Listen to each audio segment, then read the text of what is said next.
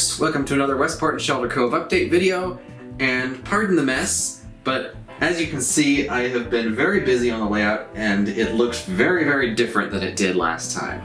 So I've finally made a start on scenery. I've put down some turf. This is not going to be all of the ground cover, there's more going on. This is a mix of woodland scenics. I put earth blend down first and then green blend, and I'll show you how I did it. The first step is to coat the ground with white glue. You can either dribble it on first and then use water and a brush to spread it around like I did here, or you can just brush on a 50-50 mix of glue and water with some rubbing alcohol mixed in. Next, start applying the turf. Woodland Scenic sells shaker canisters for this, but I use an old cheese tub with holes drilled in the lid. It's basically the same thing. I started off with Woodland Scenic's Earth Blend. Once you've got a layer of that down, spray it down with rubbing alcohol, being careful not to blow the turf around, and then use a syringe or a pipette to apply the diluted glue mixture. Drip it on as gently as possible. If you end up with a bare spot, just add more turf to cover it. Once it's saturated with glue, you can add another layer of turf and repeat the process until you're happy with the coverage. Now you just have to let it dry. This takes a day or two, but if you want to speed it up, you can prop up a space heater on the layout to blow hot air over it, and that should dry in a couple of hours. Once it's dry, you can move on to adding other scenery materials on top of it.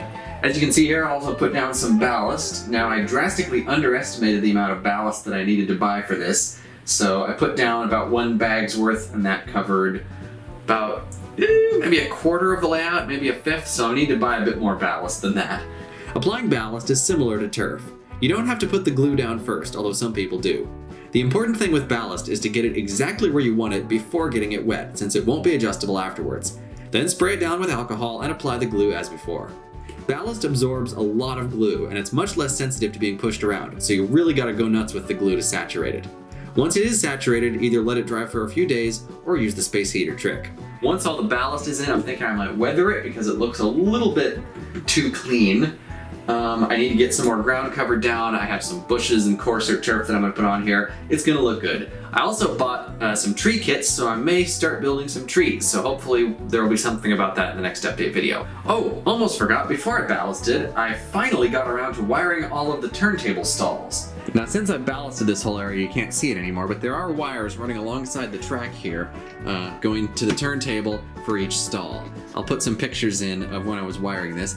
It is a bit of a spaghetti bowl of wiring under there, but all the wires are color coded. It's common rail wiring, so you have one ground wire going to all the turntable tracks, and then one wire for the other rail going to each one. Now in order to control that, I bought this. This is an 8-position rotary switch. I got this on Amazon and it took forever to get here, but it is here now, and you can rotate it, and it basically has one connection, and then rotating it changes which of those it connects to. I also made a point of not ballasting too heavily around the switches, because the last thing I want is glue or ballast bits jamming the switch points together. So there's no ballast in the middle of the switches. There is ballast a little bit along the outside, but I've seen a lot of layouts that do this, so I don't think it looks too bad. Honestly, real railroads frequently don't ballast very heavily around the switches either. Anyway, let's take a train around the layout and I will show you some of the things along the way. I have converted this to an oil tender because I actually converted number 8 to a wood tender using the wood load that came with my new 440, which is still not painted. So as you can see, that's where I ran out of ballast because it turns out I drastically underestimated the amount I would have to buy to do the entire layout. So the rest of this will get ballasted eventually, it just hasn't yet. Now you'll notice under the turf, there are some bits here where the ground is sort of raised and a little bit bumpy, and it has some sort of variations in height, very much like real ground does. There's a bit of that over here as well. I even brought it up to the edges of the track. And of course, there's the hills over there, which I can't remember if I actually have talked about in one of these update videos, but yeah, that's a fairly decent sized hill. And the hills I did with Sculptamold, which is an awesome product. Sculptamold is just sort of this very easy to work with plaster-ish product. It's not completely plaster, but it has plaster in it. You just mix it with water, and then you can literally sculpt it and mold it into whatever shape you want, and then leave it to dry for however long it takes, usually a few days. I like to use a space heater to speed it up.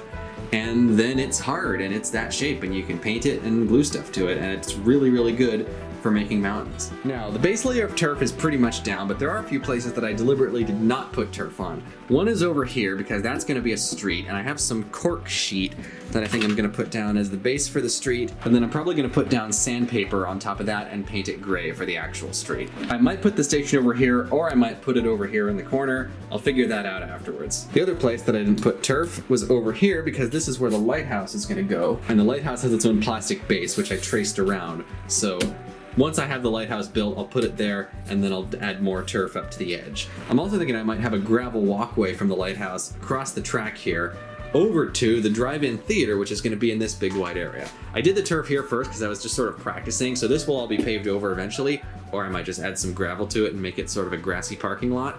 Anyway, drive-in screen is going to be there. We'll figure out exactly how that's going to work later. Another important change to the layout, you may remember my video on the unique retro train controller that I built. Are you tired of controlling your trains with a knob? Meet the all-new Ramsey 5000. Push the stick and the knob turns by itself. That started having a problem, honestly not that long after I filmed the video. The gears on the servo motor stripped out because it turns out turning a servo by hand is very, very hard on it. So it pretty much destroyed the gears in a fairly short amount of time. And I was kind of getting tired of the self-turning knob gimmick anyway. I mean, I was really, really into it when I first built it, but after using it for a while, I realized that while it did work surprisingly well, the Tech 4's built-in momentum was still smoother, so I completely gutted the transmitter and rebuilt it with all of the brains of the Tech 4, the actual circuit board out of it, now inside here. So all my custom stuff is gone. This now just operates like a regular Tech 4, but it's inside this casing. Now I took out, this is actually where the old knob used to be, I just blanked that out with a piece of styrene. Maybe I'll think of something else to put there later.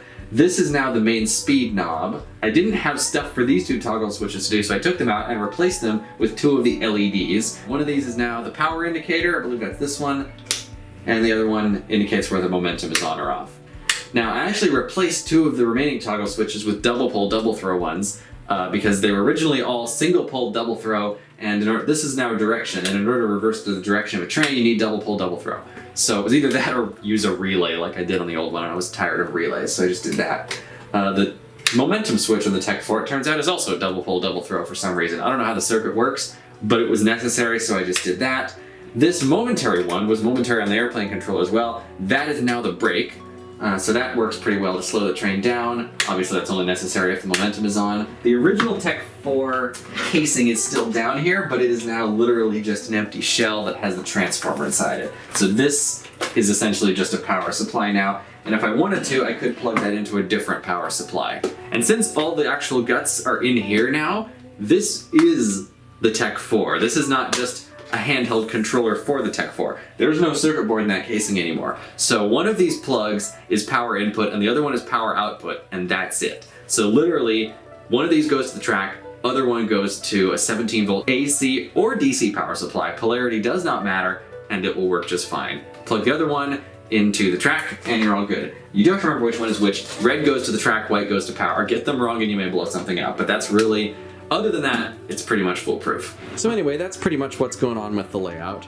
It is a work in progress. It is moving along at a fairly decent pace right now, so I figured I should make an update video before I get too much farther along with it. Anyway, that's it for now. See you next time.